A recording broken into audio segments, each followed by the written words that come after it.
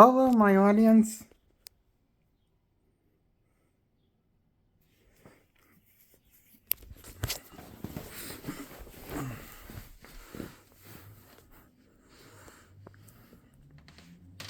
I'm reviewing the first X-Men movie from 2000, titled X-Men. I give this a 10 out of 10, this reimagining of the X-Men. This adaptation. I give this a 10 out of 10. Because we wouldn't have had Ultimate X-Men run, or Ultimatum, or anything from the Ultimate Universe was Ultimate X-Men team, if it weren't for this movie. Because that, you probably didn't notice, or maybe you did notice if you, research on the internet, and do a lot of research on the internet, on YouTube and stuff, or stuff like that. But, this movie inspired the Ultimate X-Men run from the Ultimate Comics, old Ultimate lineup. These designs on this version of the X-Men, really, because the creators of the Ultimate X-Men said they never read or watched the cartoons or read the comics. They only know the X-Men from the Fox universe, from the first Fox X-Men movie. So they wanted to take those characters and do something similar with the Fox movie did with the X-Men designs. Have everyone dressed in black leather instead of unique color schemes. Or they dressed in the matching, or have unique color scheme, or have everyone dressed in, or have everyone dress and wear yellow spandex, matching spandex jumpsuits. And I know that this movie kind of took a jab at the source material, saying how silly they were in the debut design of the comics with the original X-Men team. I was surprised that the audience didn't boo the hardcore Marvel fans didn't boo the audience and walked out of the theaters, because when you make a jab with the source material, usually you get hanged for it by the fans. When you say the source material comics designs suck, and ours is better than what you're used to seeing from the X-Men in the comics designs. Yes, Fox, yes, this movie's so convinced that this is the definitive look for the X-Men for the X-Men. That's what my problem is for this movie. The problem is that this is so convinced with the filmmaking of this movie. Whoever, I think it's Bryan Singer that directed this movie. Bryan Singer, the director, is so confident that this is the superior look for all versions of the X-Men. This is the best costumes. These are the best costumes than any of the X-Men we've seen for the comics or the animated series of the X-Men with the X-Men brand. And to that I say, that's bullshit. Lie.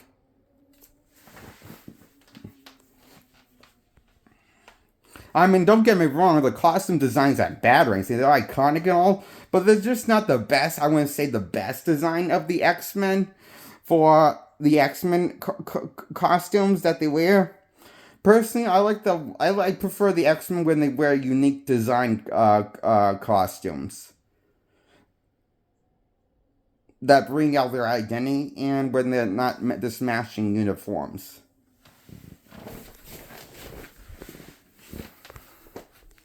So I think when the X-Men were having, that's what I think with X-Men. I know they have worn matching uniforms, matching yellow spandex in the comics, jumpsuits or whatever they call it, matching yellow and black tights.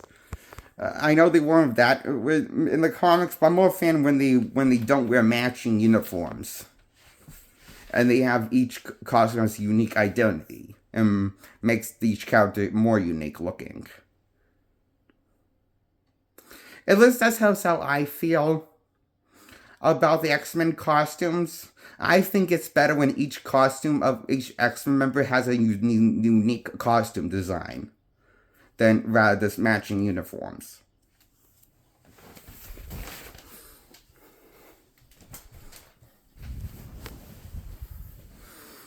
I also find this interesting movie for its time that this movie decides to take a jab at the source material costumes. Considering First Class and Dark Phoenix is the only one that ever that ever tried going for the costumes from the source material. True, X-Men Apocalypse did tease the X-Men wearing the costume version of their costume designs at the end of Apocalypse, which I did dig. Them wearing unique costume designs like they did in the '90s era of X-Men, or the early comics source material when they wore unique colors after they made their debut in the comics. So I appreciate X-Men Apocalypse more than I really. I mean, that's just because I like X-Men Apocalypse and Dark Phoenix and Days of Future Past, and I think I like Dark Phoenix. I gotta admit, I do like Dark Phoenix a lot. Also, X-Men Dark Phoenix movie. Now, even though I have mixed feelings towards this movie, I just still want to give it a 10 out of 10 because it's a really iconic designs of the X-Men team they went for with the costumes.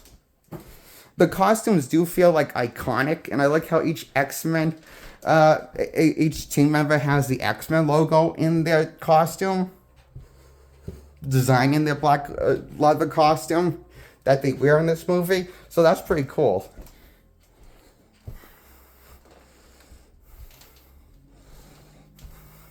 And I like the reimagining of Mystique because has no clothes and she looks very stunning and attractive, more than she did in the comics of the old source material.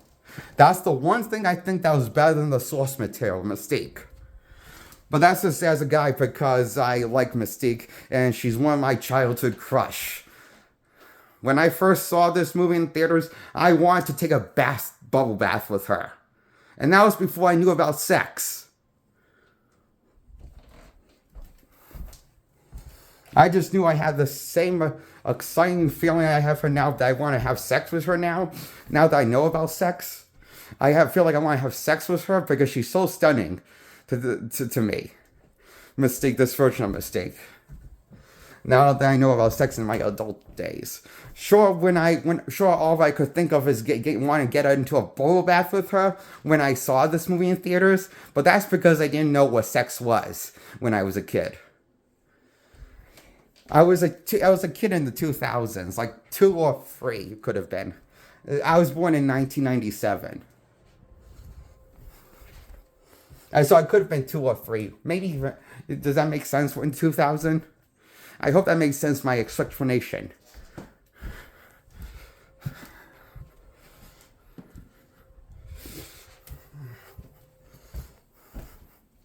And I like Jennifer Lawrence as Mystique.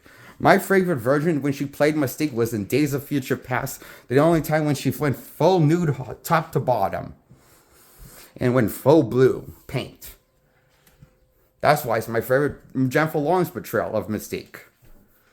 And my favorite Jennifer Lawrence performance. Next to the other performance that she was naked in a brief moment, and it's called, what's that movie called? Is it called Red Spectre? That Jennifer Lawrence was in? When she played a Russian agent, when she played an agent. Was it called Red Spectre? Not Red Sun. No, that was a different one. I can't remember. No, it was called, it had the word red in it, okay? Now, you're not seeing, no, it's not Red Sonja. That's a different movie. No, I know, but I'm saying, is it called Red Spiral or Red Spectre? Look. If you can't look right away, then don't look at all. I'm looking right now. Okay.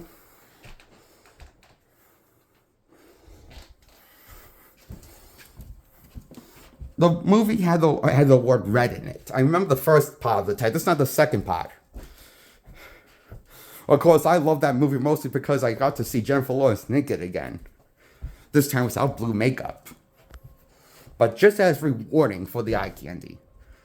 That movie was. Red Sparrow. Those are my two favorite Jennifer Lawrence roles, because she's naked in both, and I enjoyed seeing her naked.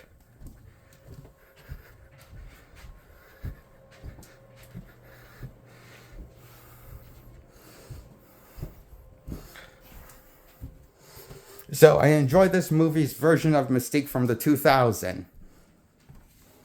Personally, I like the old Mystique more because she went nude more often, and she always went full naked, top to bottom, with her blue paint and the original X-Men trilogy. So she played my favorite version of Mystique 3 times. Jennifer Lawrence only played that Mystique 1 time, was top to bottom nude, blue paint, covered in makeup. I know it's blue makeup, but blue paint makeup, tomato. You know what I meant to say. The blue makeup she wears.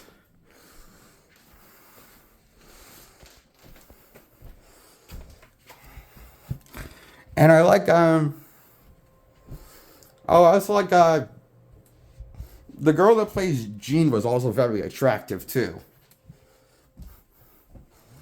She was cute, too.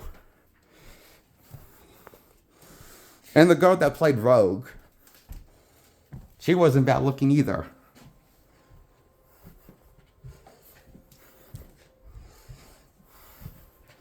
And Halle Berry as Storm was stunning still, as ever, as she always is in her roles. But out of all the X-Men girls, my favorite is Mystique. I think I made it clear why. I think she's the most appealing.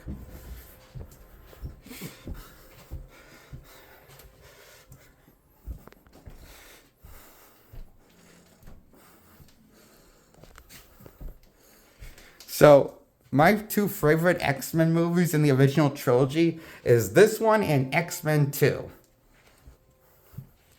Because these has the first two has the most on screen of Mystique. She got cut short in the X-Men 3 Last Stand. She had the most screen time in X-Men 2. More time than X-Men 1 had. So that's why I think the original best X-Men movie in X-Men 2 is X-Men 2 United. And the original X-Men trilogy. The best one is because Mystique's in it the most. In the sequel, X-Men 2.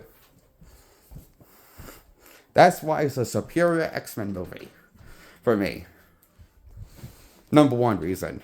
There are other reasons, but that's the number one reason. And Mystique's the number one reason why I love the first X-Men movie so much. As a kid and as an adult. Mystique steals the show more than Hugh Jackman does as Wolverine. And she kicks Wolverine's ass in this movie. A lot. Yeah, Wolverine gets his ass kicked a lot in this movie. By Magneto. Magneto gets the drop on him. Then Mystique gets the drop on him. After Sabretooth gets the drop on him. And then Cyclops and Storm have to save his ass. Wolverine truly is the butt of a joke of a badass in this movie.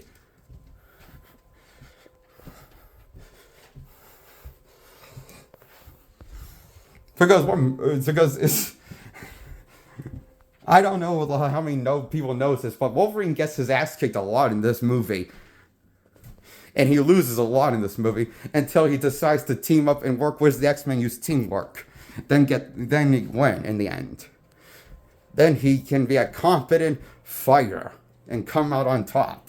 But he needs the teamwork of the X-Men support. That's very different Wolverine than what we'll see in the later installments. And I love how this one teases that Cyclops is a more overpowered mutant than Wolverine. And he can easily kick Wolverine's ass, as teased as. Because he's that overpowered as a character, mutant. It's teased in the first one, only for the second one to kind of nerf Cyclops. You know how second one, X-Men 2 Unite, kind of nerfs Cyclops and takes him out of the picture by brainwashing him and him losing a fight easily?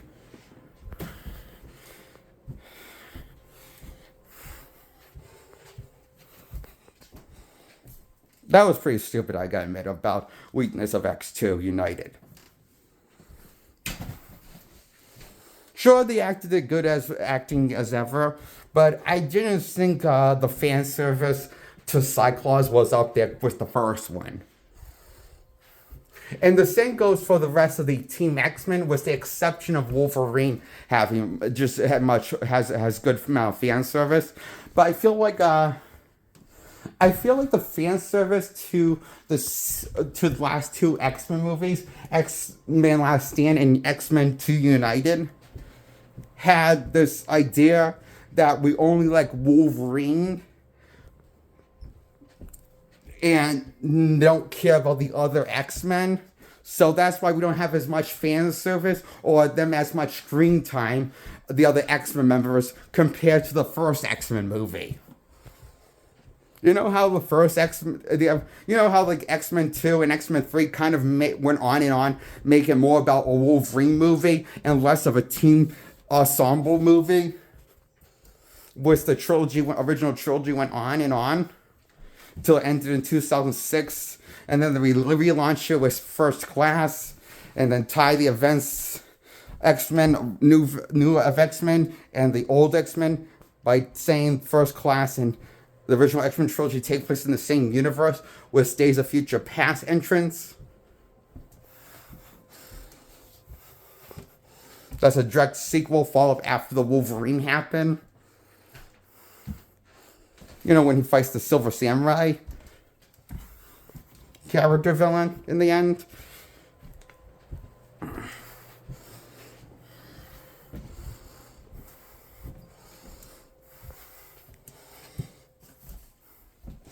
So I really appreciate the first one a lot. How it went out of its way to feel like I saw more than the sequels tried. It tried harder than the sequels did to make it feel like an ensemble team film. Was the original X-Men trilogy, the first one, tried the hardest to make it like a team effort movie, ensemble team movie, rather than just have one guy be the main focus and the only cool character. Compared to the later sequels, was Wolverine and Hugh Jackman as Wolverine, compared to X-Men 2 and X-Men Last Stand. This is definitely the best X-Men movie for ensemble film in the original X-Men trilogy. Because this one definitely came like it's the closest. I think before Days of Future Past, this was my favorite X-Men team movie because it felt like the most like a team effort movie, and it didn't just had one character be the only get all the fan service compared to the sequels on Team X-Men, the good guys.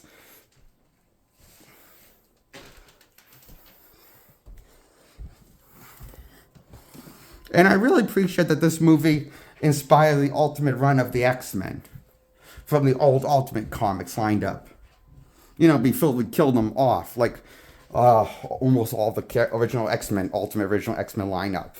Like Wolverine got killed off, and also Professor X got killed off in Ultimatium, and Cyclops killed Wolverine off by frying him with his laser vision, with what is it called, cyanic blast or something. You know, his power.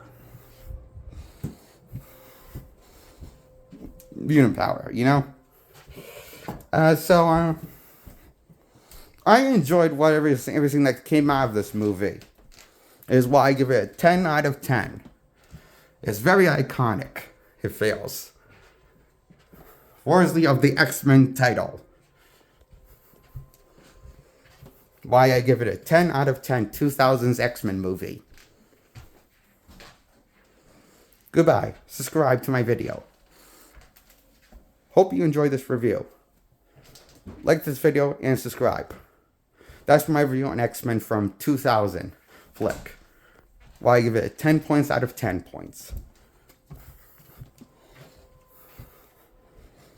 as my final verdict. Goodbye.